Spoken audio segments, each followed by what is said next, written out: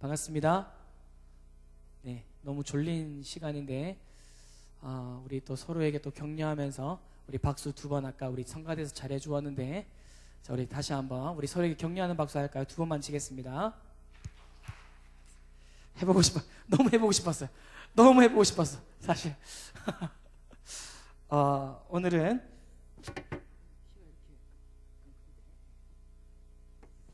예수님께서 가르쳐 주신 기도 가운데 오늘날 우리에게 일용할 양식을 주옵시고 라고 하는 3번째 말씀으로 우리가 좀 나아가려고 합니다. 오늘 이 시간 졸음이나 잡생각이 임하지 않고 오직 하나님의 은혜가 우리에게 임하기를 간절히 바랍니다. 자, 지난주에 우리가 잠깐 다른 말씀을 나누었기 때문에 주기도문에 관한 이전의 2가지의 말씀을 좀 더듬어 가면서 기억을 살려보도록 하겠습니다. 자, 먼저 하나님은 우리의 아버지이십니다. 여기에 근거를 둘 때 우리 한 사람 한 사람이 얼마나 중요한지를, 그리고 얼마나 소중한 존재인지를 알게 되고, 또 그것과 동시에 열등감으로부터 자유할 수 있게 될 수 있다, 이런 말씀을 우리가 나누었습니다. 하나님을 아버지라고 부르는 삶은 창의적인 생각과 적극적인 생각을 가지게도 한다고 말씀을 나누었습니다. 이 말의 이면에는 하나님을 아버지로 부르는 사람들이 살아가면서 감당해야 할 십자가도 있음을 의미합니다. 뿐만 아니라 우리는 하나님의 계획에 의해서 목적을 가지고 이 세상에 태어났기 때문에 거룩한 사명의 비전을 가지고 살아갑니다. 우리가 하는 일은 하나님이 행하시는 놀라운 역사들 가운데 그저 동참하는 것입니다. 자, 2번째는 뭐였죠? 2번째는 아버지의 나라가 오기, 기억나는데 일부러 그렇게 모른 척 해주시는 거잖아요. 내가 뭔가를 할 수 있도록 하기 위해서, 앞에 있는 사람 무한하지 않게 하기 위해서. 2번째는 아버지의 나라가 오게 하시며 아버지의 뜻이 하늘에서 이루어진 것 같이 땅에서도 이루어지게 하소서입니다. 자, 포커스는 하나님의 나라였습니다. 하나님의 나라는 우리가 먼 미래에만 갈 수 있는 곳이 아니라 지금 현재에도 하나님의 나라가 임할 수 있다, 이 말씀을 나누었습니다.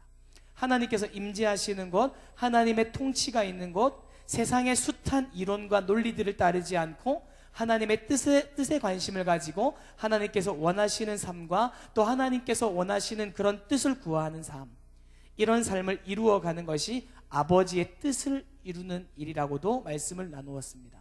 여러분, 다시 보기와 듣기를 원하시는 분은 유튜브로 가셔서 희성교회 청년부를 띡띡띡 치시면 사랑하는 우리 위드 찬양팀, 그리고 우리 찬양대, 그리고 부족하지만 설교를 들으실 수가 있습니다. 이런 걸 뭐라 그러더라? 깨알 홍보인가? 예. 맞죠? 예. 우리 미디어 팀이 이 일을 위해서 수고해 주시는데 조회수가 빵! 최근에는 6, 7 누가 봤을까요? 네, 맞습니다.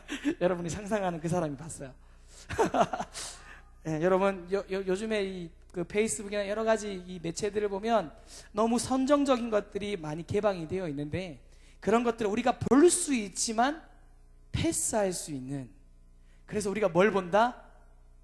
희성교회 청년부를 띡띡띡 쳐서 주의 말씀과 주의 찬양으로 여러분들 귀와 눈이 그렇게 물들기를 소망합니다. 자, 다시 본문으로. 오늘은 오늘날 우리에게 일용할 양식을 주옵시고, 오늘날 우리에게 일용할 양식을 주옵시고, 이 부분을 가지고 우리 말씀을 좀 나눠보도록 하겠습니다.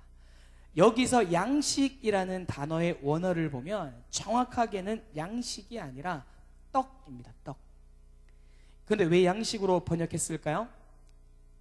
유대인이나 서양 사람들은 사실 매일 떡을 먹습니다. 주식이 떡인 셈인 거죠.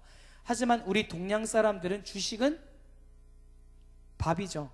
요즘은 좀 달라진 것 같기도 한데, 저 같은 경우에도 피자나 빵이나 치킨이나 이런 것들 아무리 배부르게 먹었더라도 꼭 뒤에 뭔가 덜 먹은 듯한 느낌이 듭니다. 나만 그런 것처럼 보지 마세요. 밥과 김치가 꼭 생각이 나잖아요. 그래서 번역을 빵이나 떡이라고 하지 않고 뭉뚱그려서 양식이라고 번역한 것 같습니다. 자, 그러면 양식, 원어대로 하면 떡을 주옵소서라고 하는 말은 무슨 뜻일까요? 어떤 학자는요, 이 양식을 신령한 의미로 해석을 합니다. 그래서 하나님의 말씀을 가리킨 것이다, 이렇게 이야기를 하고요. 하나님의 말씀이 이해가 되고 또 받아들일 수 있도록 강구한다는 의미가 바로 이 말씀이라고 해석하는 학자가 있습니다. 또 어떤 사람들은 좀 더 깊은 의미로 양식이란 요한복음 6장 35절에 우리가 오늘 읽었던 본문인데, 내가 곧 생명의 떡이로다 하신 것처럼 그리스도가 자기 자신을 가리킨 것이라고 말을 합니다. 이 말씀은 우리가 매일 예수님과 접촉하면서 살아야 한다는 뜻입니다. 또한 어떤 사람들은 성찬할 때 사용되는 그 떡 그 자체요, 우리 교회에서는 이제 곧 성찬식을 하게 될 텐데 예수님의 몸을 기념하는 그 떡을 의미하는 것이다, 이렇게 이제 이야기하는 사람들도 있습니다. 맞습니다. 일용할 양식이란 예수 그리스도, 즉 생명의 떡이고 하나님의 말씀입니다. 성찬의 떡도 생명의 양식입니다. 하지만 예수님께서 가르쳐 주신 기도는 이런 것들에 한정되어 있는 것만은 아닙니다. 즉 문자 그대로 물질적인 양식을 의미하기도 합니다. 옛날 초대교회에 여러 가지 이단 사상들이 많이 있었습니다. 그 중에 하나가 영지주의, 노스틱주의라고도 하는데, 이 사상을 가진 사람들이 있었습니다.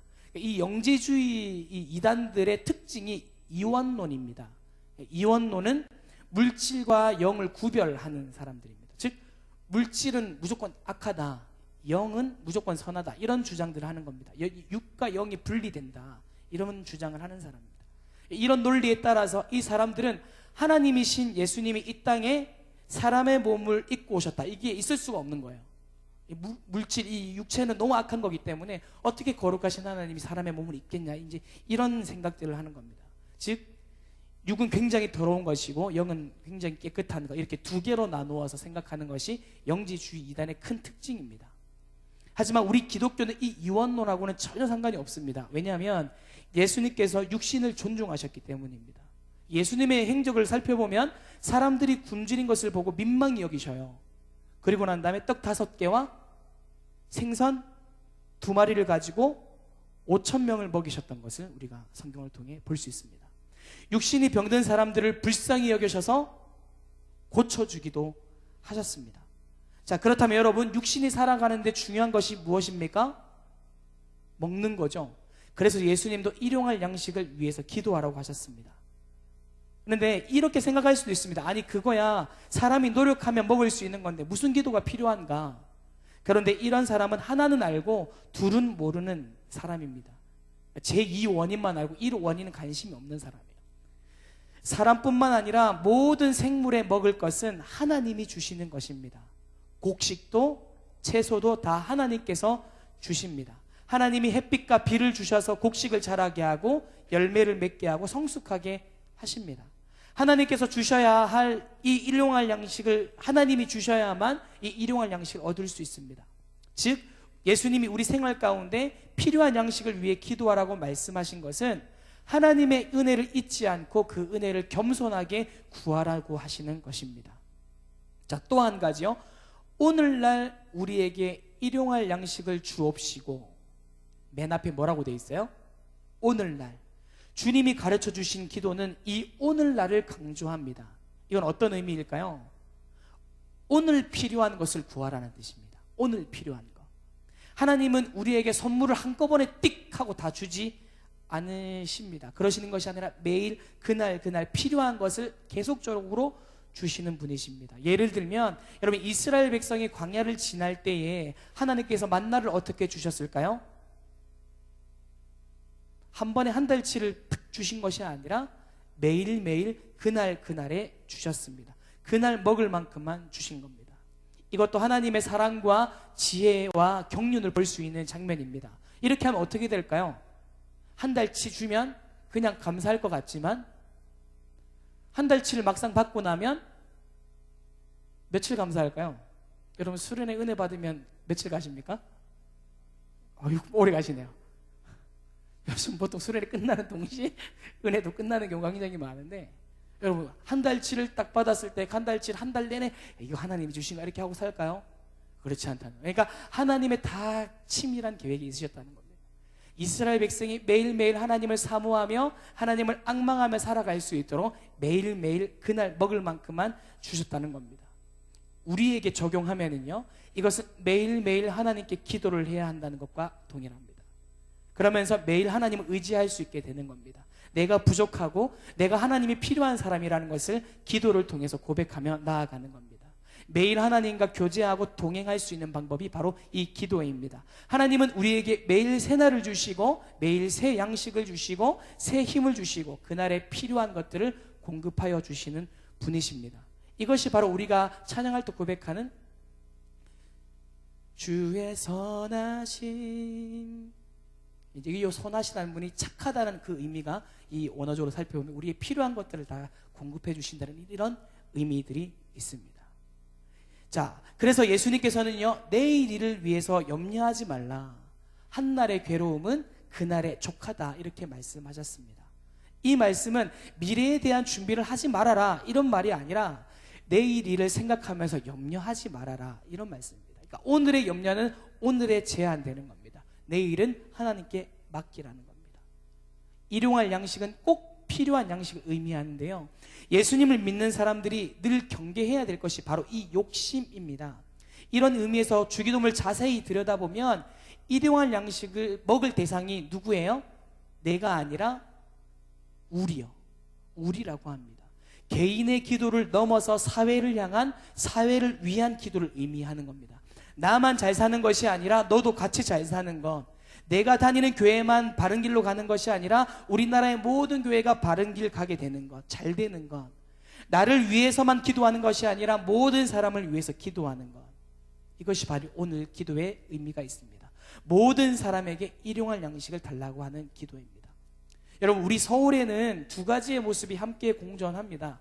여기 마포를 이렇게 이제 상암에 빛깔번쩍한 건물들이 많이 들어섰고, 또 바로 옆에 여의도만 가도 진짜 휘황찬란하지 않습니까? 그러나 저희 집이 저기 이제 북한산 끝자락에 있는 집이 이제 저희 집에 있는데, 아니 그렇다고 판자촌은 아니에요. 근데 판자촌이 보이는 곳에 있습니다.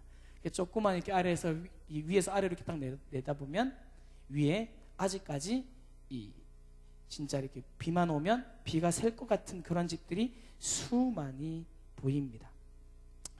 높은 빌딩, 그리고 판자촌, 높은 빌딩과 현대한 모습을 바라보다 보면 어떨 때는 감사하기도 하다가 저희 동네 북한산 그 판자촌들을 바라볼 때는 참 기가 막힐 때가 많습니다. 너무 비교가 되니까요. 우리나라에는 아직 배고픈 사람들이 참 많겠구나 하는 생각들이 절로 듭니다. 우리가 살고 있는 이 시대를 가장 잘 나타내주는 단어가 무엇입니까?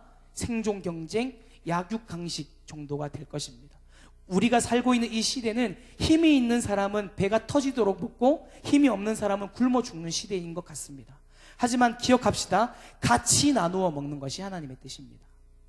배워서 남주고요, 벌어서 남주는 것이 하나님의 뜻입니다. 여러분, 성 프란시스라는 분이 있습니다. 이런 말을 남겼습니다. 배고픈 사람이 무엇을 달라고 하면 그저 주십시오, 언제나 주십시오. 그 사람이 남의 것을 달라는 것이 아니고 자기 것을 달라는 것이기 때문입니다. 이렇게 이야기를 했다고 합니다. 이 기도, 일용할 양식을 주옵소서라고 하는 이 기도에는 사실 여러분 의무와 책임이 있습니다. 하나님은 광야에 있는 이스라엘 백성들에게 만나를 그냥 그저 주셨죠. 하지만 이스라엘 사람들은 주신 그 만나를 매일 아침 하루 먹을 것을 각각 거두어서 가지고 와야 했습니다. 마찬가지입니다. 하나님께서 모든 것을 주셨죠. 모든 것을 주셨지만, 하나님께서 햇빛도 주셨고 비를 주셔서 성장케 하셨지만 사람이 그 종자를 가꾸어야 먹을 수 있습니다. 즉 우리가 마땅히 일용할 양식을 위해서 하나님께 기도는 하지만 내가 해야 할 책임과 또 최선이 있어야 한다는 것입니다. 행함이 없는 믿음은 죽은 믿음입니다. 행함이 없는 기도도 죽은 기도입니다. 그렇기 때문에 일용할 양식을 주시옵소서라고 기도했다면 그 사람은 부지런해야 하고 정직해야 합니다. 여러분, 하나님은 우리의 필요를 채워주십니다. 믿으십니까? 하나님은 우리의 필요를 채워주시는 분이십니다. 믿으십니까? 아멘 좀 하소. 아유, 이게 되게 준비된 멘트였는데 별로. 부산 사투리예요. 아멘 좀 하소. 저희 어머니가 잘 쓰는, 아멘 너무 안 할 때. 자, 하나님은 우리의 필요를 채워주시는 분이십니다. 우리는 순간순간 호흡할 공기가 필요하고 하루라도 마시지 않고서 살 수 없는 물이 필요합니다. 육신을 쓰고 사는 동안 먹지 않고는 살 수가 없습니다. 한 그릇의 밥 뭐 그렇게 대단할까 싶지만 이 한 그릇의 밥이 우리의 삶을 유지시켜 줍니다. 그러면 이제 우리가 기억할 것은 물질적인 것이 너무너무 중요하다는 것을 알았다면 우리의 생각, 즉 영적인 부분 가운데 하나님께서 주시고자 하는 것들이 있다는 것, 이것을 기억하는 것이 너무 중요합니다. 여러분 졸리시겠지만 집중해서 일용할 양식을 눈에 보이는 것을 넘어서서 우리가 좀 더 깊게 나아가 보도록 하겠습니다. 여러분 물질은 시간이 지나고 나면 썩습니다. 하지만 우리의 생각은 영원하지요. 그렇기 때문에 우리의 생각들이 하나님의 말씀으로 물들어 가야 합니다. 하나님의 궁극적인 목적은 우리를 자신감이 넘치는 사람으로 변화시키시고 회복시키시는 것입니다. 물질만으로는 여러분 자신감이 넘치는 사람이 될 수가 없습니다. 물질만으로는 자신감 넘치는 사람으로 세울 수 없습니다. 물론 우리에게 물질이 필요합니다. 하지만 그 물질로 풍요로워진다고 해서 하나님의 마음에 합한 사람이 될 수는 없습니다. 이것만 가진 사람은 점점 퇴보해서 결국은 나에게 주신 그 귀한 사명을 잊어버리게 되고 사람답게 살지 못하게 되는 경우가 생기게 됩니다. 여러분 모든 사람이 골고루 분배받고 또 이 땅에 배고픔이 사라진다면 모두가 평안하고 안녕하게 되겠습니까? 절대로 그렇지 못합니다. 재정적인 문제는 없어질 수는 있겠지만 그렇다고 해서 삶의 용기가 생기고 긍정적인 생각이 생기고 창의적인 생각이 생기고 하나님의 생각을 부여받는 것은 아닙니다. 하나님께서 오늘 우리에게 원하시는 삶은 살아서 숨은 쉬는데 폐인처럼 마치 살아있는 송장처럼 사는 것이 아니라 적극적이고 열정적이고 긍정적인 삶을 살아가기를 원하십니다. 이런 의미에서 일용할 양식은 어떤 어려운 자리에서도 절대로 포기하지 말라는 하나님의 말씀이기도 합니다. 하나님은 우리에게 창조적인 생각을 주시고 또 어려움에 처해 있을 때 두려워하거나 낙심하지 않고 오히려 그 문제를 통해서 새로운 기회를 발견할 수 있도록 도와주십니다. 하나님이 우리에게 일용할 양식을 주신다는 것은 먹을 것만이 아니라 훌륭한 생각도 주신다는 뜻입니다. 뿐만 아니라 하나님은 그 생각을 실현시킬 수 있는 힘과 용기까지 주십니다.